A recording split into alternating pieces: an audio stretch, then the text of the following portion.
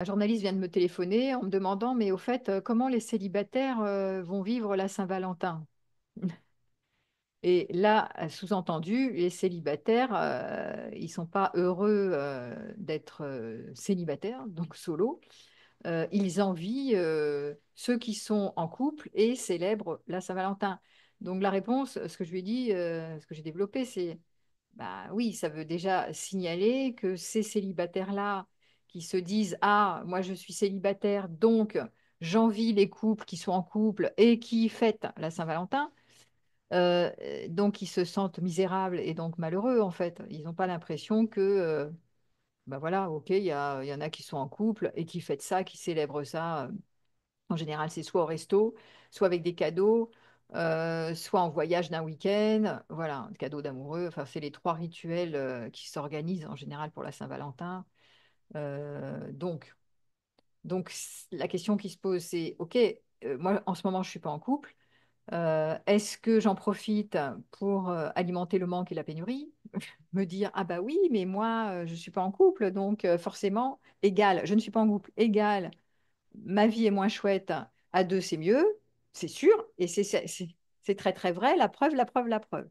Et là, je me trouve plein de preuves, et, et sur ma vie qui n'est pas sympa toute seule, je suis à fond en train d'envier la copine ou les copains qui sont, ou les couples autour de moi, qui sont au resto ce soir. Ah, voilà, ma fenêtre, je les vois, oh là là, et j'en profite pour me taper dessus, en mode, moi, je suis en pénurie, et eux, ils sont pleins. Ils s'éclatent, ils fêtent, ils célèbrent, c'est trop bien. Eux, ils ont la vie que j'aimerais amener. Enfin, ils ont quelque chose que moi, je n'ai pas. Voilà, c'est ça le truc. Donc, on est typiquement sur les histoires de manque. Ici, c'est le manque d'amour, hein. Un peu comme il me disait, ben, comme les hypochondriaques. Mais les hypochondriaques, c'est la peur de manquer de santé parfaite. Et là, c'est la peur de manquer d'amour plein. Voilà, on est sur les mêmes trucs. Donc, ce que je dis souvent, l'ego, il est constitué. L'ego, c'est pas péjoratif, hein. C'est notre moi personnel. Il passe son temps dans le manque. Il manque toujours un truc qui ferait que ça serait mieux si. Voilà. Bon, et du matin, vous vous réveillez, là, si vous manquez pas d'amour, super, top, top, top, top, top. Mais vous allez commencer à vous prendre la tête sur peut-être la peur de manquer d'argent, ou la peur de manquer de satisfaction, ou la peur de manquer d'intensité, ou la peur de manquer de santé, ou la peur de manquer de voyage, ou la peur de, bon, je sais pas quoi, un truc qu'il n'y a pas. Alors, la peur de manquer d'amour, c'est évidemment, je suis dessus, c'est le thème de la relation amoureuse, c'est un gros sujet parce que le manque affectif, le vide, ça fait contacter le vide. Donc, le jour de la Saint-Valentin, bah, vous pouvez vraiment vous dire, vous prendre la tête là-dessus, quoi, vous dire en mode misérable, ah oui, et moi je manque, et les autres ils ont, et moi j'ai pas, et voilà. Et donc, pleurer sur votre sort en mode plainte. Et donc, ça, à mon avis, ça va pas vous faire du bien. Donc, comment faire, hein? Ben, comment on fait pour sortir de la plainte et de la posture de victime, en fait? Eh ben, déjà, se rendre compte qu'on n'est pas obligé de faire toutes ces associations psychologiques mentales, hein, qui sont je suis célibataire égal, je suis donc malheureux parce que à deux c'est mieux et c'est sûr c'est vrai et donc je pleure sur mon sort. Donc, je suis pas obligée de dire oui, ça c'est vrai, c'est vrai, c'est vrai, c'est très très vrai. Sauf si vraiment dans ma vie c'est vrai, j'ai pas une vie très sympathique et je me sens vraiment seule de chez seule. Et avant j'étais à deux, c'était mieux. Et maintenant je suis vraiment seule et c'est vraiment pas bien.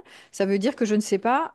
Bon, ça c'est un travail qu'on fait en thérapie, que moi j'organise souvent dans les formations en ligne aussi. C'est comment répondre à ses besoins, comment organiser sa vie pour qu'elle soit le plus chouette possible, de pas attendre qu'il y ait quelqu'un qui me sauve de ma vie, qui me rende la vie pleine, pleine, pleine, quoi. Voilà. Bon.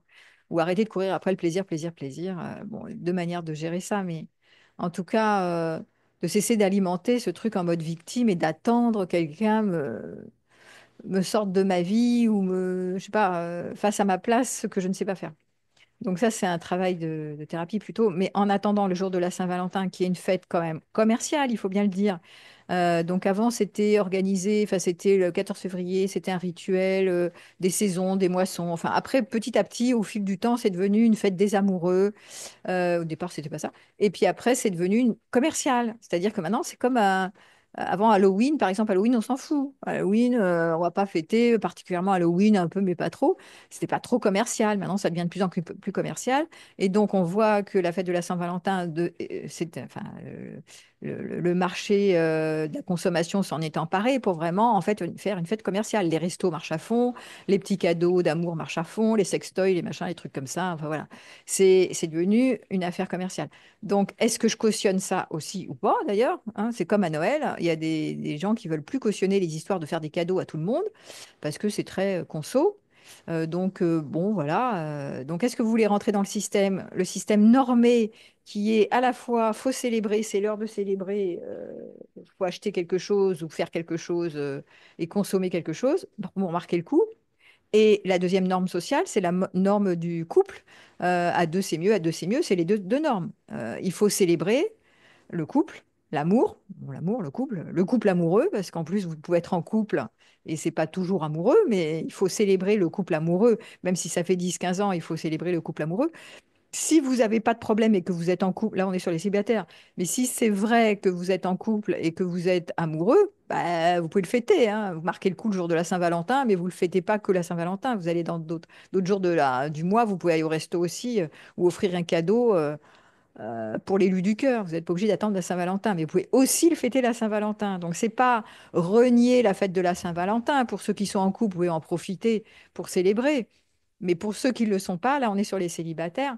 Mais c'est pas la peine de vous mettre la rate au courbouillon en mode misérable, quoi. Là, c'est pas le moment. Donc, qu'est-ce qu'on fait comme on me disait, mais concrètement, comment ils peuvent faire les pauvres célibataires là, qui justement sont en mode victime, plainte et malheureux? Eh ben, puisqu'on voit que les trois rituels, c'est cadeau, donc une attention vers moi, enfin vers l'autre, euh, un resto ou un voyage ou un week-end, je sais pas quoi, un truc comme ça, ben, vous pouvez organiser ça. Mais alors, si vous le faites, par exemple, je décide de me faire un cadeau à moi ce jour-là, vraiment un petit truc, des fleurs, je sais pas quoi, des trucs qu'on fait à la Saint-Valentin, quoi. Bon, faites un petit geste vers vous. Eh ben, si vous le faites, pourquoi pas, hein, why not? Ça peut être, de toute façon, c'est toujours sympa, hein, vous ratez rien. Mais surtout, ne pas dévaluer le fait que oui, mais quand même à deux, c'est mieux. Voilà. Alors, oui, je peux me faire un cadeau, mais bon, c'est jamais aussi bien. Ou je vais au resto avec un ami, une copine ou un groupe d'amis, mais c'est jamais aussi bien qu'à deux, c'est mieux. Voilà, à deux, c'est mieux. Parce que vous pouvez être, par exemple, vous choisissez d'aller au resto avec une copine, histoire de ne pas vous retrouver trop seul et ruminer sur votre sort en mode, ah, je suis seul au monde. C'est triste, tout le monde s'amuse et pas moi. Ça, c'est vraiment le petit personnage qui fait ça, hein. Et tout le monde le fait, mais c'est normal. J'ai dit tout à l'heure, c'est une posture égotique. L'ego manque toujours de quelque chose. Donc, il alimente la pénurie. Il veut résoudre le problème. Voilà. Bon, alors, pas grave si vous êtes dedans.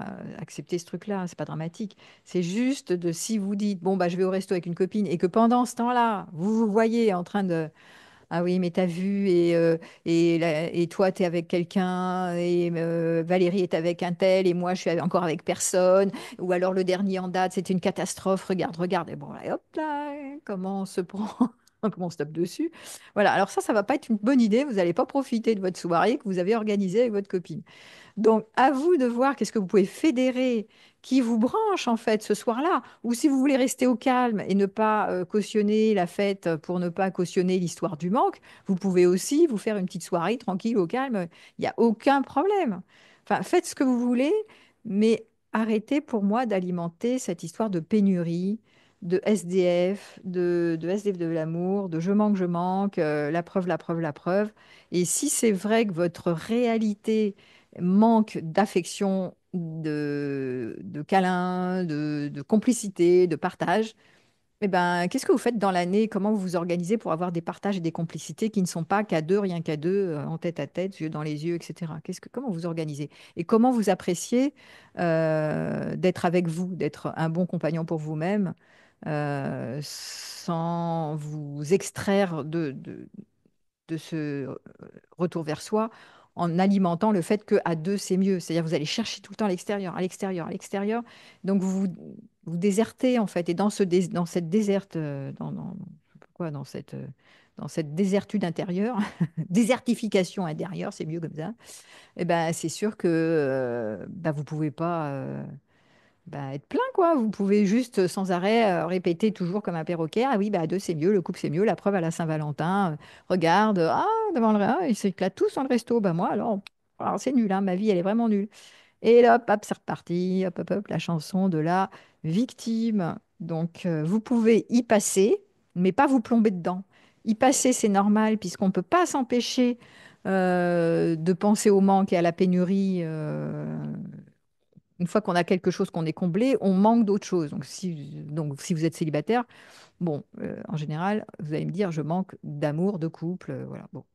Les couples, ils vont pas dire je manque de couple, ils sont en couple. Ils vont manquer d'autre chose. Voilà, de liberté ou je sais pas quoi. Bon, bref. Et donc, du coup, c'est important de voir ça, de dire, ben voilà, je vais pas alimenter exprès, je m'engage à pas alimenter. Ça me traverse, ça a le droit de me traverser. Je suis pas obligée de me plomber avec ça toute la soirée, parce que alors, sinon, je vais passer une mauvaise journée. Voilà. Donc, faites pas des trucs trop neuneux, euh, genre de surjouer la nana super, par exemple, si vous êtes une fille ou un mec. Ah oui, je suis trop contente, je cautionne pas la Saint-Valentin, moi je suis rebelle, etc. Soyez vrai, c'est-à-dire vrai dans le sens, bah oui, il peut y avoir une nostalgie du paradis perdu que à deux c'est peut-être mieux. Enfin, mon imaginaire m'emmène sur le terrain d'à deux c'est mieux, je me sens seule, etc. Mais je suis pas obligée de passer la journée à me plomber là-dessus non plus, voilà. C'est ça que je voulais vous dire, essentiellement pour les célibataires et la Saint-Valentin. Voilà, bah, à très vite.